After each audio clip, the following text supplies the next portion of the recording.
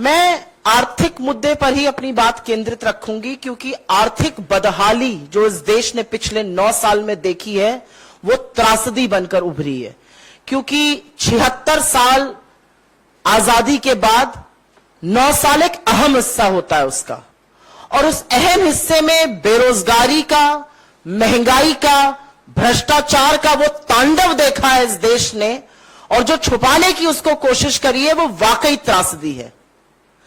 आज असलियत यह है, अगर सरकार की ओर से ही देख लीजिए, सरकार का सबसे बड़ा दावा क्या है? सीना ठोक कर बोलते हैं हम यूके के आगे की इकोनॉमी बन गए। दावा यह है, असलियत क्या है? यूके की एवरेज परचेजिंग पावर कैपेसिटी जो है वो $50,000 है, हमारी $7,000 है। तो जब झूठ भी बोलते हैं तो इतना लंबा बोल जाते हैं कि अपने आप ही अपने बनाए हुए चक्रव्यूह में फंस जाते हैं। सीना ठोक करके एक अपना दावा और करते हैं 9 साल का। क्या कहते हैं? हमने 86 करोड़ लोगों को फ्री का राशन बांटा। हां, क्योंकि आप हमारे देश को इस कगार पर ले आए कि भूखमरी, बेरोजगारी और महंगाई के चलते आपको वो बांटना पड़ा। और अब लोगों की आंखें खुल रही हैं, क्योंकि गरीब देख रहा है कि आपने उसके साथ क्या क्या धोखा किया है। लेकिन अगर निष्पक्ष तरीके से एक बात देख ली जाए तो जिस प्रधानमंत्री ने 9 साल पहले, आज के दिन प्रधानमंत्री बनने से पहले कहा था मैं 2 करोड़ रोजगार साल के दूंगा, अभी तक तो 19 करोड़ रोजगार बन जाने चाहिए थे, उस प्रधानमंत्री को 71,000 वो चिट्ठियां बांटनी पड़ती है जो डाकिया घर लेकर जाता था। कहां 19 करोड़ रोजगार बनाने थे और कहां 71,000 चिट्ठियां बांट रहे हैं। यह असलियत है इस सरकार की। इस सरकार की यह असलियत है कि कोरोना का एक भी केस आने से पहले इस देश की अर्थव्यवस्था 8.2% से गिरकर 4.1% पर हो गई थी और 45 साल की सबसे ज्यादा बेरोजगारी थी। इस सरकार की यह असलियत है कि इनकी नाक के नीचे से, क्या वो ललित मोदी हो, क्या वो नीरव मोदी हो, क्या वो मेहुल चोकसी हो, क्या वो विजय माल्या हो, करोड़ों का चूना लगाकर पैसा लेकर इस देश का भाग गए और यह सरकार कुछ नहीं कर पाई, आज भी हाथ पर हाथ धरे बैठी है। इस सरकार के भ्रष्टाचार का यह आलम है कि 11 लाख करोड़ बट्टे खाते में अमीर आदमियों के लिए डाल दिए गए, लेकिन किसानों के कर्जे माफी पर नाक पांव सिकोड़ने लगते हैं। इनकी असलियत यह है कि 23 करोड़ लोग इस देश में गरीबी की सीमा रेखा के नीचे चले गए, जिन 27 करोड़ लोगों को हमने ऊपर उबारा था 4 से 14 के बीच में। इस सरकार की यह असलियत है कि प्रधानमंत्री बनने से पहले मोदी जी क्या कहते थे? मित्रों, रुपए की साख और प्रधानमंत्री की साख प्रतिष्ठा एक बराबर है। जैसे जैसे रुपया गिरता है प्रधानमंत्री की साख गिरती है। 53 पर रुपया मिला था, आज 83 पर है। कहते हैं हम सबसे सस्ता तेल बुला रहे हैं, ले रहे हैं, खरीद रहे हैं रशिया से। तो महानुभाव, हमारा पेट्रोल और डीजल का दाम सस्ता क्यों नहीं हो रहा? आखिरी बार दाम सस्ता कब हुआ था, यह देश की जनता जानना चाहती है। इस सरकार ने पढ़ाई महंगी कर दी, आटा महंगा कर दिया, अस्पताल की बेड महंगी कर दी, रेलवे की यात्रा महंगी कर दी, और इसीलिए मैं कहती हूं कि बेरोजगारी और महंगाई और भ्रष्टाचार का जो तांडव इस देश ने देखा है वो वाकई में त्रासदी है। कर्नाटक ने एक संदेश दिया, और वो संदेश भाजपा ना पढ़ना चाहे तो हमारे लिए बहुत अच्छा है, लेकिन संदेश ये है और संदेश बड़ा है, और एक के बाद एक नए नए सर्वे आप लोगों के टीवी चैनल के माध्यम से अब सामने आ रहे हैं। इस देश के सामने मूलतः 3 समस्या है: बेरोजगारी, महंगाई और निरंकुश भ्रष्टाचार। अडानी पर एक शब्द नहीं बोलेंगे। बेरोजगारी की बात करो तो पकौड़ा तलने की हिदायत देंगे, पकौड़ा भी तल लेंगे साहब, लेकिन जो गैस का सिलेंडर 400 पे मिलता था उसको भी आपने 1200 कर दिया है। आटे पर भी आपने जीएसटी लगा दिया है, सरसों के तेल को 90 से 250 पहुंचा दिया है। और महंगाई की बात करो तो सरकार खड़े होकर कहती है हम तो जी लहसुन प्याज ही नहीं खाते। आप मत खाइए, लेकिन लोगों की थाली में प्रहार मत करिए। मेरा अपना मानना है इन सब बातों का जवाब मिलना जरूरी है, और 9 साल में बाकी जो जयराम जी ने आपको संस्थाओं के बारे में बताया, जो पवन जी ने आपको माफी की बात करी, बिल्कुल करना चाहिए। मेरा तो एक चैलेंज भी है और एक गुजारिश भी है। महोत्सव मनाना चाहिए सरकार को 9 साल का, महोत्सव मनाना चाहिए अपनी नाकामी के 9 सालों का, और लगे हाथ प्रधानमंत्री महोदय एक प्रेस वार्ता जरूर कर दें बिना टेलीप्रॉम्प्टर के। कुछ सवाल ले लें, कुछ सवाल लेकर एक प्रेस वार्ता कर दें तो हम चुप हो जाएंगे, लेकिन वो कर नहीं सकते क्योंकि प्रधानमंत्री सवालों के जवाब से भागते हैं और सवाल दिन ब दिन बढ़ते जा रहे हैं। धन्यवाद। प्रधानमंत्री को माफी दिवस मनाना चाहिए। पिछले 9 साल जिनका लेखा जोखा अभी जयराम रमेश जी ने आपके सामने रखा, उस लेखा जोखा को अगर आप देखते हैं तो आज सिर्फ और सिर्फ मिच्छामी दुक्कड़म कहना चाहिए प्रधानमंत्री को। इसके अलावा और 2 शब्द के अलावा तीसरा नहीं बोलना चाहिए। प्रत्येक हिंदुस्तानी से, प्रत्येक भारतीय से जिसके साथ विश्वासघात हुआ, उससे वो माफी मांगे। जो अगर आप लोग नेटफ्लिक्स देखते हैं, फिक्शनल नॉवेल्स पढ़ते हैं, तो लिखा हुआ आता है काल्पनिक है। पिछले 9 साल में जितनी बातें इन्होंने की, अपने मैनिफेस्टोज में की, अपने वादों में की, अपने भाषणों में की, अपने मन की बात में की, तमाम बातें काल्पनिक थी। उनका हकीकत से दूर दूर तक कोई लेना देना नहीं था। मेरी और आपकी जिंदगी पर उसका कोई प्रभाव नहीं पड़ा। तो इसलिए हम उनसे मांग कर रहे हैं कि आप, जब हम आपसे पिछले 9 साल का हिसाब मांगते हैं, तो आप अब 900 साल पीछे मत ले जाइए इतिहास में कि 900 साल पहले ये हुआ था, 800 साल पहले ये हुआ था, 700 साल पहले, किसी को कोई रुचि नहीं। सब यह जानना चाहते हैं कि पिछले 9 साल में आपने क्या किया। जो पेट्रोल 60 रुपए लीटर आपको उस वक्त महंगा दिखता था, आज वो 100 में बेचते हुए कहते हो कि साहब श्रीलंका में देखो कितने में बिक रहा है, पाकिस्तान में कितने में बिक रहा है। 400 रुपए का सिलेंडर यहां 1200 में बिकता है, तो आप पलट कर कहते हो कि श्रीलंका में 2000 का बिक रहा है, पाकिस्तान में 2000 का बिक रहा है। यह स्तर बना दिया आपने मेरे देश का। इसलिए आपको माफी मांगनी चाहिए भारत से। किसानों की आय पर जयराम रमेश जी ने एक सवाल पूछा, दुगनी छोड़ दीजिए। अब तो किसान कहते हैं जो उस वक्त थी ना, बस उतनी भर हमें मिल जाए वापस तो वही बड़ी कृपा होगी। उतनी भी नहीं छोड़ी जो 2014 से पहले मिलती थी। आप दुगनी की बात करते हैं। इसलिए हम कहते हैं कि काल्पनिक है आपकी हर बात। कोरोना काल में हम सबने त्रासदियां देखी, ऑक्सीजन नहीं, साहब जो थे हजारों की भीड़ इकट्ठी करते थे, शाम को जूम कॉल पे मास्क लगा के बैठ जाते थे। यह असलियत है इस सरकार की।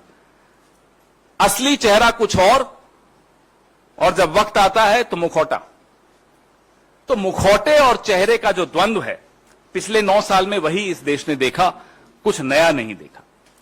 हम फिर से मांग करते हैं कि आज से लेकर 31 मई तक जितने भी आयोजन करें, माफी जरूर मांगे इस देश से विश्वासघात के लिए जो इस देश के साथ पिछले 9 साल में हुआ है। धन्यवाद।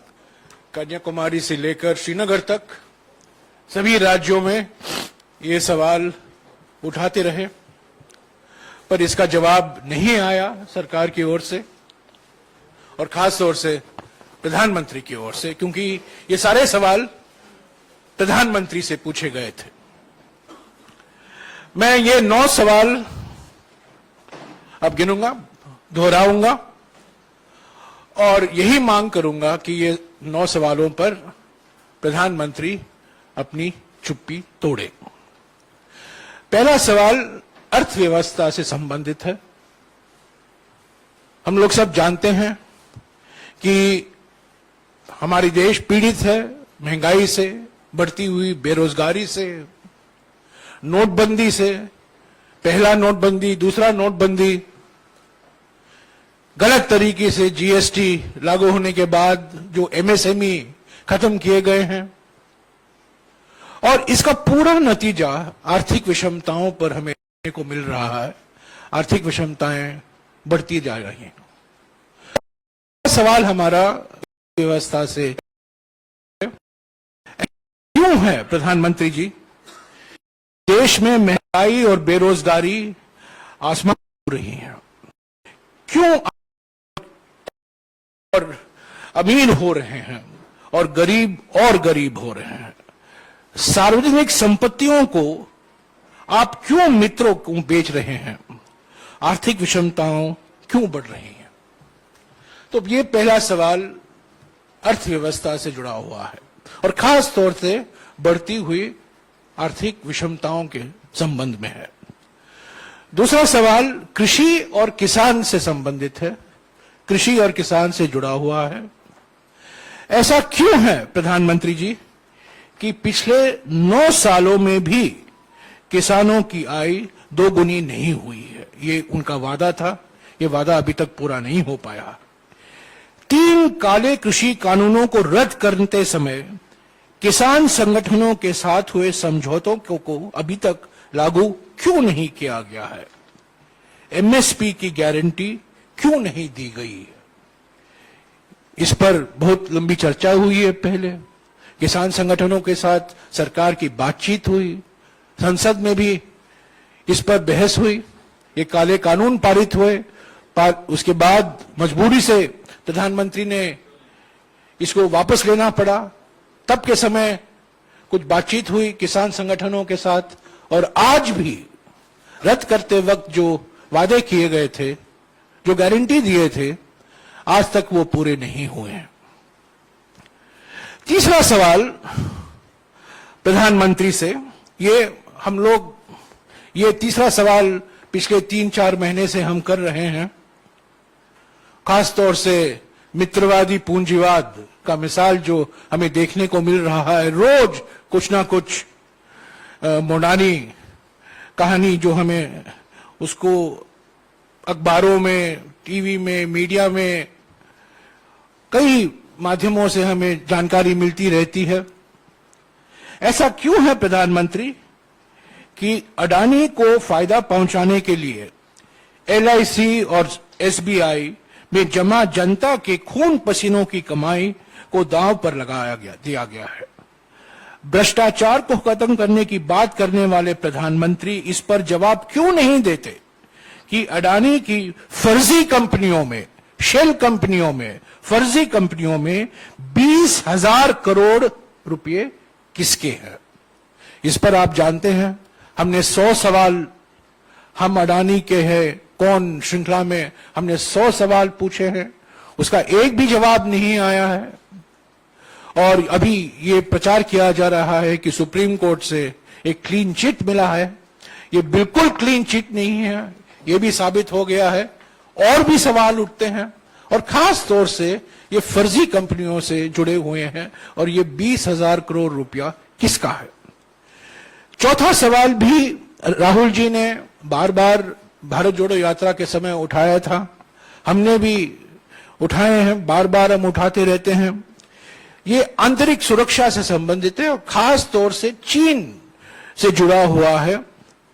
जो 19 जून 2020 को प्रधानमंत्री ने चीन को क्लीन चिट दे दी, उसके वजह से हमें परेशानी भुगतनी पड़ी है। और हमारा इस संबंध में सवाल है, ऐसा क्यों है प्रधानमंत्री जी कि चीन को लाल आंख दिखाने की बात करने वाले आप उनको 2020 में क्लीन चिट दे दी, जबकि वो आज भी हमारी जमीन पर कब्जा करके बैठा है। 5वां सवाल, अभी आप देख रहे हैं मणिपुर में क्या हो रहा है, एक वो अभी नया मिसाल है। और भी राज्यों में ध्रुवीकरण फैलाया जा रहा है, हिंसा फैलाया जा रहा है। सामाजिक सद्भाव जो बिगड़ा है, सामाजिक सद्भावना जो बिगड़ा है, उस पर यह सवाल है, ऐसा क्यों है प्रधानमंत्री जी कि चुनावी फायदे के लिए जानबूझकर बंटवारे की राजनीति को हवा दी जा रही है और समाज में डर और माहौल बनाया जा रहा है। एक तरफ राजनीतिक विरोधियों के खिलाफ डर और धमकी, और दूसरी तरफ समाज में अलग अलग धर्म, अलग अलग जाति, अलग अलग भाषा, अलग अलग प्रांत में बंटवारे की राजनीति का उपयोग किया जा रहा है अपनी राजनीतिक मकसद के लिए।